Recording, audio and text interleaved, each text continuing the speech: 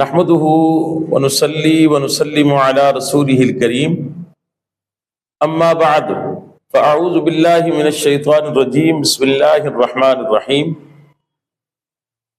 برادران ملت اسلامیہ، السلام علیکم ورحمۃ اللہ وبرکاتہ۔ آپ دیکھ رہے ہیں ہمارا چینل صدائے حق اور میں ہوں محمد خالد محمود نعیمی حمدانی۔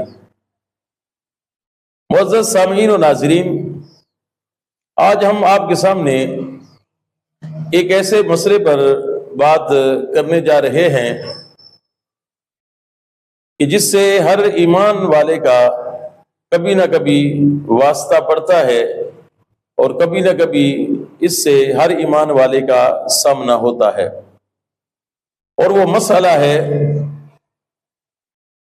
برے وسوسات، گندے یا غلط خیالات اللہ اور اس کے رسول صلی اللہ تعالی علیہ وآلہ وسلم کی ذات کے بارے میں عجیب و غریب قسم کے سوالات ہیں۔ اب جب یہ معاملات وسوسات کا مسئلہ بندے کے ساتھ ہوتا ہے تو یہ سب سے بڑی چیز بنتی ہے انسان کے لیے پریشانی کا سبب، وہ یہ ہوتی ہے کہ کیا ان وسوسات کے آنے سے میرا ایمان تو نہیں چلا گیا؟ کہیں ان وسوسات کے، ان خیالات کے اور ان سوالات کے آنے سے میں گناہگار تو نہیں ہو گیا؟ تو ہماری ویڈیو کو آپ آخر تک دیکھیے گا، انشاءاللہ اس ویڈیو کو پورا دیکھنے کے بعد آپ کے دل کا بوجھ بھی ہلکا ہوگا اور آپ کا ایمان بھی انشاءاللہ مضبوط ہوگا۔ سب سے پہلے اس چیز کو سمجھتے ہیں کہ یہ جو وسوسہ ہے یہ ہوتا کیا ہے۔ وسوسہ جو ہے یہ دل کے اندر پیدا ہونے والے خیال کو، سوچ کو یا سوال کو وسوسہ کہتے ہیں۔ یہ وسوسہ آتا کیوں ہے؟ یہ وسوسہ شیطان کی طرف سے یا پھر نفس کی طرف سے بندے کے ذہن کے اندر، دل کے اندر پیدا ہوتا ہے۔ اللہ تبارک و تعالیٰ قرآن پاک میں فرماتا ہے بن شر الوسواس الخناس، فرمایا گیا کہ میں پناہ مانگتا ہوں شیطان سے جو دلوں کے اندر وسوسہ ڈالتا ہے۔ اب اس آیت کریمہ سے پتہ چل گیا کہ یہ جو وسوسہ ہے یہ شیطان کی طرف سے ہوتا ہے۔ تو وسوسہ آنا یعنی برے خیالات آ جانا، برے وسوسے آ جانا، گندے خیالات آنا، یا اللہ اور اس کے رسول علیہ السلام کی ذات کے بارے میں عجیب و غریب قسم کے سوال ذہن کے اندر آ جانا، یہ تو انسان ہونے کی علامت ہے۔ اس سے ایمان پر کسی بھی طرح کا کوئی فرق نہیں پڑتا ہے۔ اب آئیے کہ یہ وسوسے جب آ جائیں تو اس پہ کیا کرنا چاہیے؟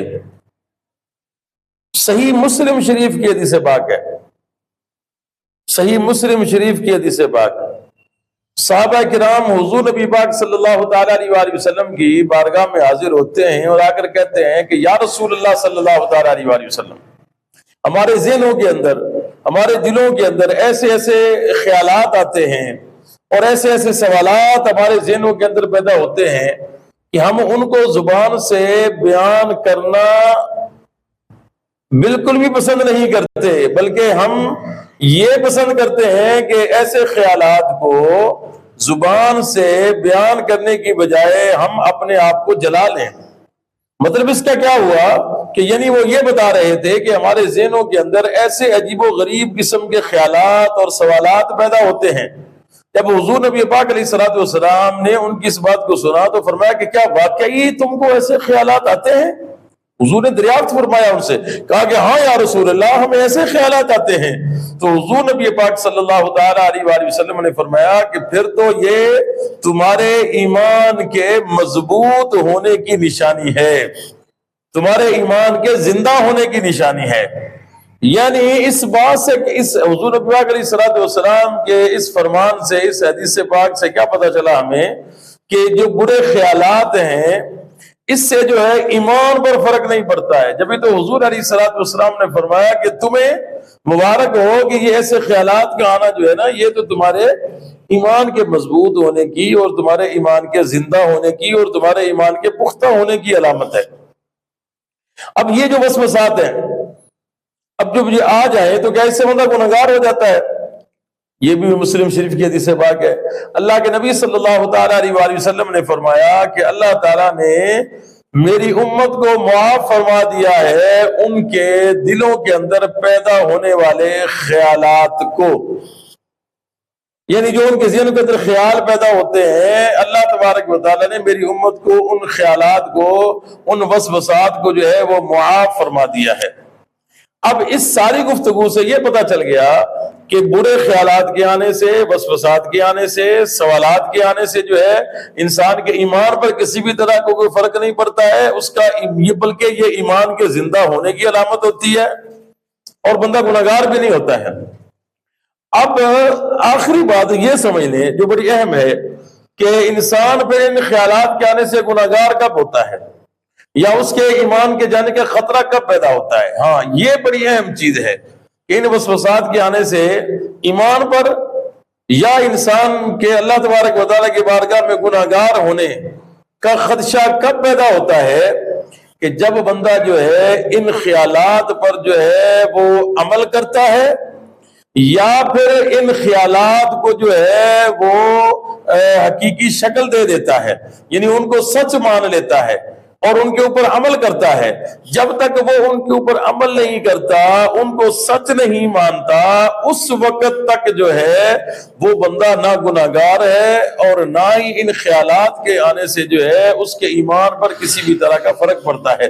ہمیں یہ تعلیم دی گئی ہے جب اس طرح کا خیال آئے تو اس وقت ان خیالات کو جھڑک دو، اور پھر جب ایسے خیالات آئیں تو پھر کرنا کیا چاہیے؟ ایسے وسوسات آ جائیں تو کرنا کیا چاہیے؟ تو حدیث تعلیمات نبویہ سے جو ہمیں پتہ چلتا ہے وہ یہ ہے کہ جب ایسے خیالات آئیں تو سب سے پہلے پڑھ لو اعوذ باللہ من الشیطان الرجیم، اعوذ باللہ من الشیطان الرجیم پڑھو، تاکہ وہ جو شیطان کی طرف سے خیال جو تمہارے دل کے اندر پیدا ہو رہا ہے وہ ختم ہو جائے، وہ جاتا رہے۔ یا استغفار پڑھ لو، یا لا حول ولا قوت الا باللہ العلی العظیم پڑھو۔ اب یہ خیالات وسوسات آتے کیوں ہیں؟ آخری بات سمجھ لیں، پھر ہم اپنی گفتگو ختم کر رہے ہیں۔ ہمارا اس میں جو ہے یہ خیالات آتے کیوں ہیں؟ فارغ رہنے کی وجہ سے، کہ انسان جب تنہائی میں ہوتا ہے اور فراغت ہوتی ہے، اس کو کام کچھ نہیں ہے اور اکیلا رہ رہا ہے، اب خالی ذہن ہے، اب خالی ذہن کے اندر طرح طرح کے خیالات آتے رہیں گے، پھر وہ اللہ کے بارے میں بھی خیال آئیں گے، اللہ کے رسول کے بارے میں خیالات آئیں گے، اور جو دیگر جو پاک ہستیاں ہیں ان کے بارے میں بھی خیالات آتے رہیں گے۔ اور اس کے بعد جو چیز ہے جو سمجھنے والی ہے وہ یہ ہے کہ یہ جو خیالات آتے ہیں یہ گناہوں کی کثرت کی وجہ سے بھی ہوتے ہیں۔ کوشش کریں جتنا ہو سکے ذکر اذکار کے اندر اپنے آپ کو مصروف رکھیں، ذکر کریں، اللہ تبارک و تعالیٰ کی عبادت کریں، نماز کی پابندی کریں، تو اس سے انشاءاللہ جو ہے پھر جو ہے ان خیالات سے، ان بری چیزوں سے بچا جا سکتا ہے۔ میں نے کوشش کی کہ یہ جو ایک اہم مسئلہ تھا جس کے ساتھ جو مسئلہ تقریباً ہر بندے کے ساتھ ہی پیش آتا ہے، اس کے اوپر میں نے اپنے طور پر جتنا میں نے کوشش کی کہ آپ کو اچھی سی اچھی نالج اس کے حوالے سے دی جائے اور آپ کے دل کا بوجھ ہلکا کیا جائے۔ امید کرتا ہوں کہ آپ کو جو ہے یہ آج کا ہمارا پروگرام پسند آیا ہوگا۔ اگر اچھا لگے تو اس کو اپنے ساتھیوں کے ساتھ ضرور شیئر کیجیے گا۔ فی امان اللہ، السلام علیکم ورحمۃ اللہ وبرکاتہ۔